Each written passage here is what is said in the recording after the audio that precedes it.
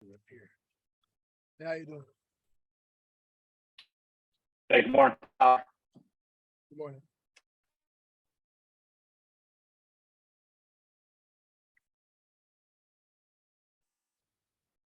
Seems like Mark's internet is frozen. I'll just go and get you started, Power. Your takeaways from just looking at the tape and looking at what the defense did, in particular what you did, linebackers did, and how you thought the defensive line ahead of you played against FAMU. We did a solid job, but everybody did their assignment. You know, everybody was in their gaps, and everybody made plays. Everybody did what they wanted to live at the job, and everybody executed. Were there any issues though looking at tape you need to improve on? Obviously, there's gonna be things you want to do better, right? And improve on. Yeah, for sure. Some things in the back end, some pass game things, you know, some miscommunication. But we all got that squared away. Y'all got to fix this week, for sure. All right, Luciano, go ahead. Hey, Bauer, I hope you're doing well, and thanks for your time. Coach Brown said on Monday that you were the defensive player of the game against Florida A&M. How important is it for you to start the season with such an acknowledgement? You know, I have great teammates all across the board. Anybody could have got it. I just feel like I just did my job. They did what they asked me to do, and yeah, I just felt like I just went out there and executed my job. And when the play came to me, I just made the play. That's what they got me here to. That's what I came here to do. That's what I came here to do. As I can say that. Just make plays. Okay, Andrew Jones, go ahead. Hey, Power, what are you expecting to see from App State's offense on Saturday?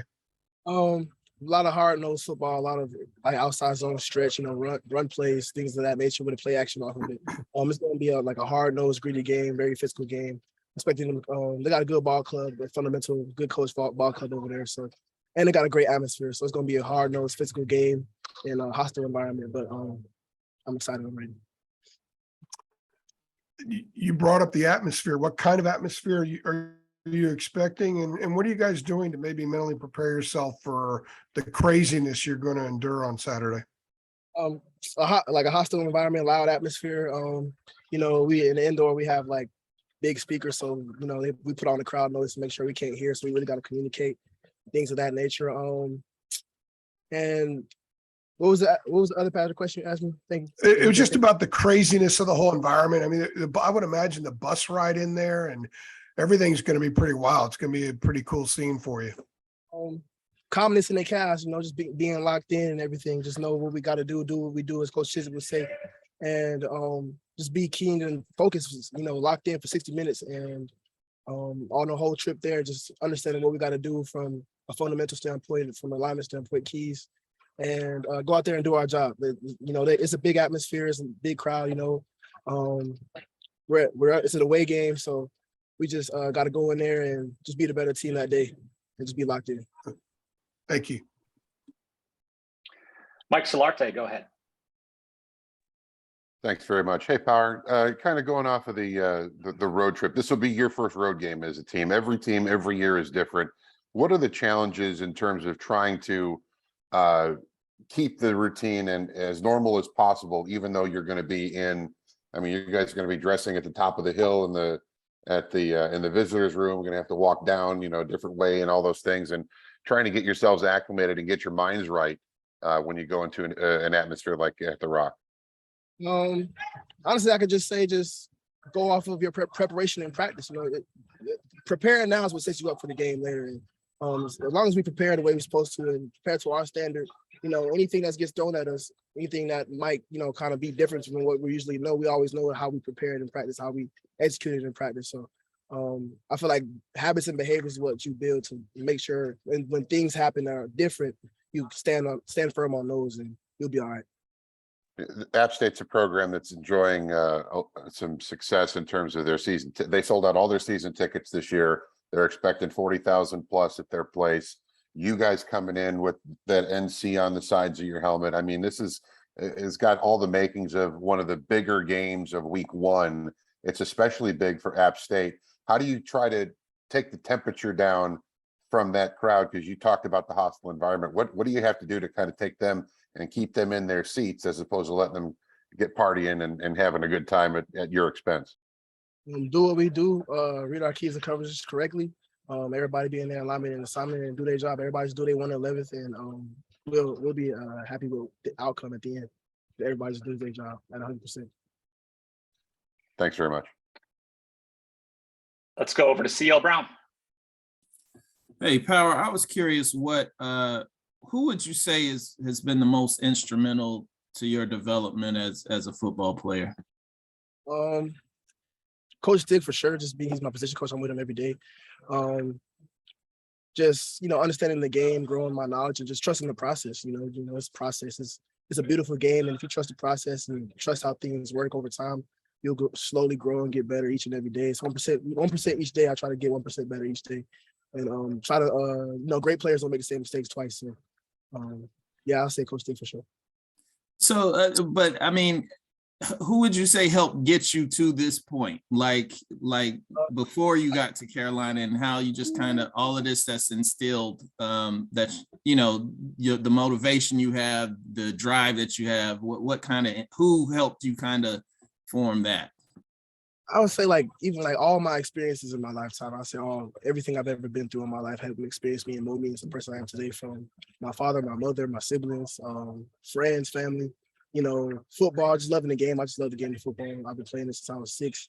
And just me internally wanting to be better for myself, me wanting to be great, me wanting to be like the guys that, made it to the NFL. Me wanting to be like the greats that play this game, even if they didn't make it, the greats that played in college football. I just want to be, make myself proud. And it's internal. I could say it's really internal. All right, thank you. Adam Smith, go ahead. Power, how's it going? Just from hearing you answer CL's question there, what makes football a beautiful game in your opinion? Why do you call it that? The grass, the way it feels in the summer going into the fall, the way the seasons change, the way it sounds when you hit somebody, the click clack, the energy you have, the camaraderie, all of it is amazing. Then when you see it unfold and when you play it the way it's supposed to be played, it's very unique. It's not like any other sport. I can say that.